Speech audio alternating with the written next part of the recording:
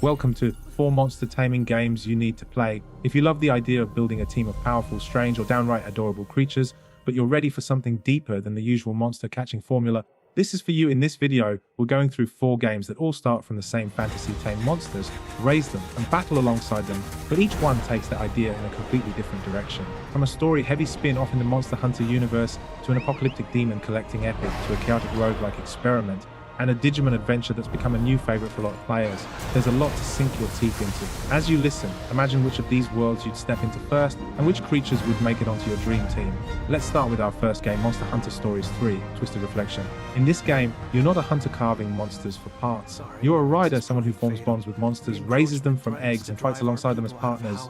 You play as the heir of the kingdom of Azuria, and one of the last Rathalos riders in the world. A mysterious phenomenon called the encroachment is turning living creatures into crystal and stone, and the balance of the world is starting to crack. Tensions are rising with the rival nation of Vermeil. An ancient legend about a sky-scale Rathalos begins to unfold, and you find yourself in the eye of the storm, linked to a legendary Rathalos that could change everything. Stories 3 is a turn-based RPG, but what really stands out is how much bigger and more adventurous it feels compared to earlier entries. The areas you explore are more open and vertical, and your Monsties aren't just battle partners, they're your tools for traversal.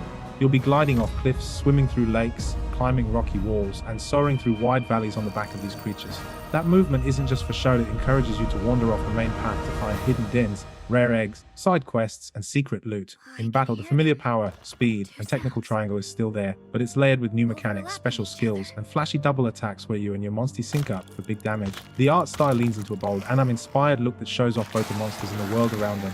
If you want a monster taming experience wrapped in a full-on JRPG story with political drama, ancient legends, and emotional bonds with your creatures, Monster Hunter Stories 3 is absolutely one to watch. Game number 2 takes us somewhere much darker: Shin Megami Tensei Vengeance. On the surface, it's still a monster taming game. You collect and command a party of creatures. The difference here is that your monsters are demons, angels, gods, and mythological beings from folklore all over the world. You start as a regular student in modern Tokyo, but a strange incident sends you into Dalat, a ruined, desert-like version of the city, frozen in a state of apocalypse. There you fuse with a mysterious being and become a Nahobino, a forbidden god-human hybrid. Suddenly, you're caught in a war between divine factions, and every choice you make nudges the world toward a different, often uncomfortable future. Vengeance is the definitive version of Shin Megami Tensei V. It contains the original storyline, known as the Canon of Creation, and adds a whole new route, the Canon of Vengeance, with its own characters, areas, and major decisions. On top of that, it cleans up a lot of the rough edges from the original release. Exploration controls feel better, tutorials explain the systems more clearly, difficulty options give you room to find your comfort zone, and plenty of small tweaks make it easier to stick with the game. But it still has that classic SMT attitude. It's intense, it's atmospheric, and it doesn't hold your hand for long. The monster taming core here is demon negotiation and fusion. Instead of throwing a ball or a trap, you talk to demons in battle. They might ask you for items, money, or even a bit of your health. They might quiz you, insult you, or try to trip you up. If you answer in a way that fits their personality, they'll agree to join you. Once you have a group, you fuse them into stronger demons, pass skills down the line, and build ultra-specific teams designed to exploit enemy weaknesses. Battles use the press-turn system. If you hit an enemy's weak point, you gain extra actions. If you let them hit yours, they steal your turns, and your party can melt in an instant. That means your team composition matters just as much as your level. If you've ever wanted a monster taming game with a heavy atmosphere, big philosophical questions, and combat that demands you pay attention, Shin Megami Tensei Vengeance is the one to dive into. Our third game switches things up with a very different pace, Temtem Swarm. Instead of a long traditional RPG, the spin-off takes monster taming into the bullet heaven or survivor style genre. Picture this: you control a single Tem from the Temtem universe dropped into an arena where enemies come at you in huge waves from every direction. Your attacks trigger automatically. Your job is to weave through the chaos, position yourself well, and choose your upgrades as you level up. As you defeat more enemies, you unlock new skills, passive bonuses, and evolutions that stack on top of each other. By the end of a run, your Tem might be firing off multiple attacks at once, covering the screen in projectiles, or shredding entire waves as soon as they spawn. Swarm is built for quick, intense sessions, and it leans hard into co-op. You can play with up to 2 friends online, each bringing your own Tem and build into the run. One of you might focus on crowd control, slowing or pushing enemies back. Another might specialize in raw damage, turning into a glass cannon that melts bosses. A third might lean into support or healing effects to keep everyone alive a little longer.